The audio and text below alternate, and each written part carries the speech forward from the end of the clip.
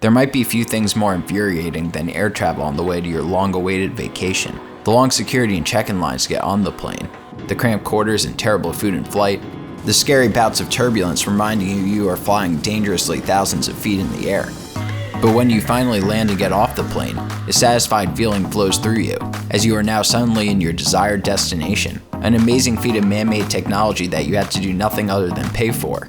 And as you reach your hotel or family or friends, all the discomfort from the plane suddenly feels like a distant memory.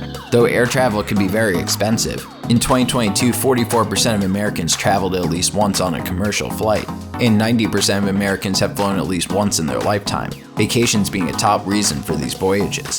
Vacations, however, just like air travel, is a relatively recent phenomenon, and indeed for much of human history, the modern concept of vacation was not something the majority of people would have ever dreamt of partaking in, often most concerned with daily survival. But for those few people wealthy or courageous enough to take a break from the ancient era's brutal practicalities of life, the practice of taking vacations has indeed been around in some capacity for thousands of years. Before airplanes in ancient times, people traveled best by boat or chariot, and although quite slow, these forms of transportation allowed humans to travel relatively far distances. Wealthy citizens of ancient Greece would spend time often in coastal areas such as Rhodes, enjoying the sea in leisure villas or small retreats near the shore. The Romans would partake famously in villa life as well, expanding on it with their great wealth featuring luxurious gardens, baths, and spaces for entertainment. The Romans loved the seaside as the Greeks did, and ancient towns such as Baiae and Pompeii near Naples were of the most famous, known for opulent dwellings, grand baths, and a lively social scene. Indeed, just as today a warm bath or a sit in the jacuzzi could calm the mind, this was the prevailing wisdom back in ancient times as well, and natural mineral hot springs around the world were popular vacation destinations, even for the less wealthy as communal baths were common. Around these classical baths, we could see some of the first inns and brothels of history. Average people would also often take the time to go on religious pilgrimages, which served as a kind of vacation at the time. For the Greeks, pilgrimages to sacred sites such as Mount Olympus, home of the Olympian gods, or the Temple of Apollo in Delphi, were common, where they would perform religious rituals and nearby accommodations were available. These journeys would often take several days, weeks, or even months to complete, and inns would form on the way as well, as overnight travel lodging is a timeless business. Religious pilgrimages would continue on into Roman history, the Middle Ages, and still to this day are a popular form of vacation across practically all religions and spiritual philosophies, as getting away from your home has an ancient reputation of cleansing the soul. In addition to traveling to sacred sites, people since antiquity have also attended trade festivals and other kinds of gathering events to share items and ideas. Famously, people would travel from across the entire Greek Empire to the ancient Olympic Games, held in Olympia to honor the Greek god Zeus.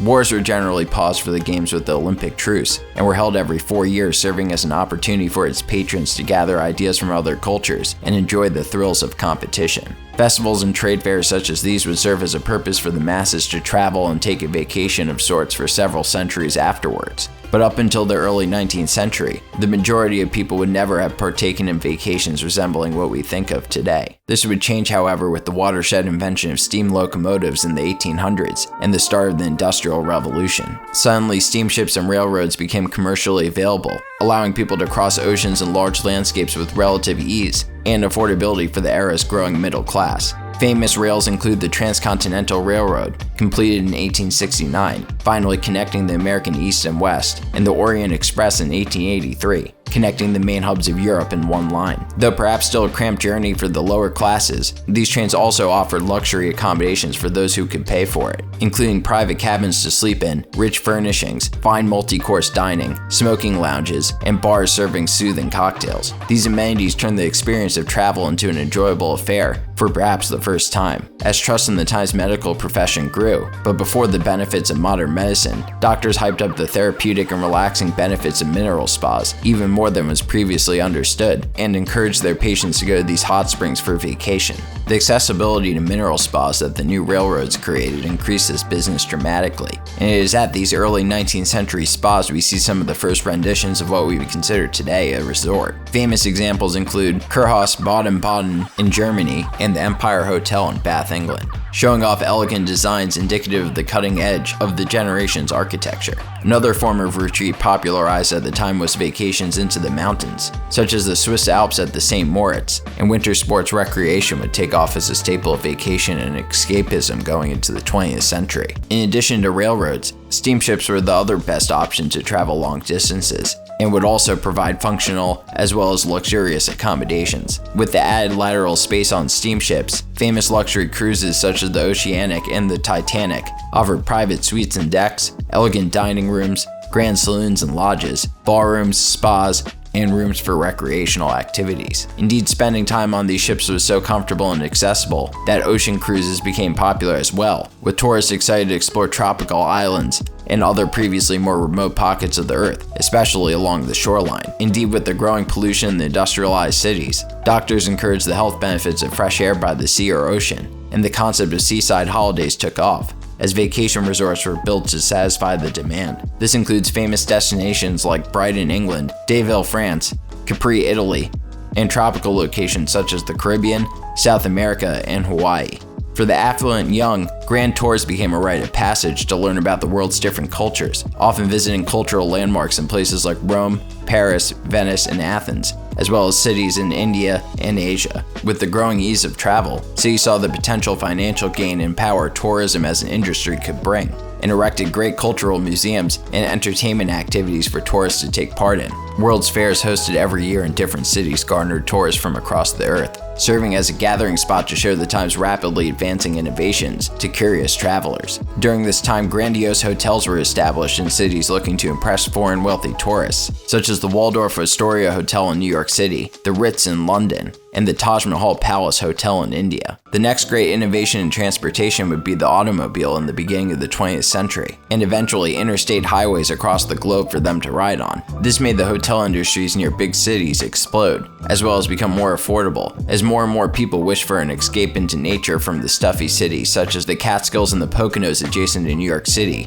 The ability to travel privately on your own along great landscapes made road trips a popular mid-century vacation phenomenon as well, with Americans keen on visiting the recently preserved national parks and varied landscapes of the West. In Europe, trips are also popular, for example, down the beautiful Amalfi Coast in Italy, or the scenic French Riviera. With the proliferation of air travel in the 1950s and 60s, vacationing would become even easier and would further expand these already thriving industries into the vacation market we know today. Though the technological advancements in travel seem to have slowed down a tad in the last few decades, in comparison to the rapid growth of the 19th and 20th centuries, advancements in communication have in contrast grown dramatically in this time. The internet has completely changed the landscape of vacationing, and websites like Airbnb and Vrbo have allowed people to offer up their homes in a more reliable way than ever before to accommodate travelers looking for a more homey and authentic experience on their journeys. With all that has changed in vacation history the last 200 years or so, it is interesting to think about what the next trends in vacationing might be in the future. Based on all the examples we have gone through in this video, it will likely be born from the next innovations in travel and communication technology, as progress in these industries influence the adventures humans suddenly dream are possible for them to partake in. Innovations in high-speed rail technology has reinvigorated the railroad industry in recent years, especially in Asia, as these trains can often be an even faster mode of transportation than air travel door to door, and a cleaner one as well, as airplanes add loads of pollution. Though slower to the game in other parts of the world, these high-speed trains could potentially connect the Earth in a way that seems instantaneous, as the original trains felt to travelers in the 1800s. The vacation and travel industries would likely grow exponentially along these lines, and beautiful renderings of what might be possible in the future have already flooded the imagination. Though boats are less often used now for practical travel purposes, they are still very valuable commercially, and cruise lines seem to get bigger and better every year, supplying trips to hard-to-reach areas previously more difficult to explore. And of course, the depths of the ocean also leave tremendous room to be explored, but we could save debate about OceanGate and trips to former great cruises like the Titanic for another time. Except for a few brave astronauts since the 1960s, and some wealthy adventurers in recent years, most humans have never traveled outside of the Earth's atmosphere, and the last and perhaps most obvious vacation idea humans could possibly dream of is space travel, with the endless possibilities of the world's galaxies to explore, and maybe even one day even relax in. Indeed, whatever ends up happening, the history of human vacations might still be very young. Thank you so much for watching. Consider subscribing and check out another video.